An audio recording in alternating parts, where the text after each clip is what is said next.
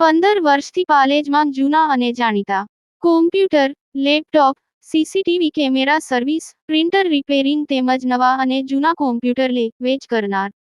Admission form તેમજ તમામ સરકારી ફોર્મ ઓનલાઈન ભરી આપવામાં આવશે.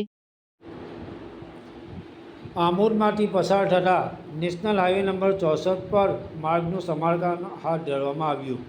વાહન ચાલકોમાં રાહતની લાગણી અનુભવાઈ. આમોદમાંથી પસાર થતો નેશનલ હાઈવે નંબર 64નો 32 નાળાથી 4 રસ્તા સુધીનો ખખડધજ માર્ગ હવે આખરે બનવાનું શરૂ થતાં વાહન ચાલકોમાં રાહતની લાગણી વ્યાપી છે.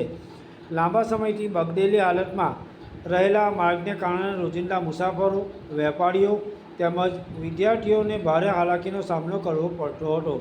અત્રે ઉલ્લેખનીય છે કે 32 નાળાથી 4 રસ્તા સુધીનો માર્ગ છેલ્લા કેટલાક સમયથી મસ્ત મોટા ખાડાઓ અને ઉખડેલા ડામરના કારણે માથાના દુખાવા સમાન બન્યો હતો.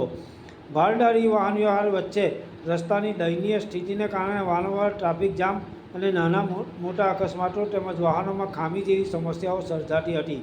આ મુદ્દે આમોદ તાલુકા કોંગ્રેસ દ્વારા તંત્ર અને સરકાર વિરુદ્ધ અનેક કાર્યક્રમો યોજી વિરોધ નોંધાવવામાં આવ્યો હતો.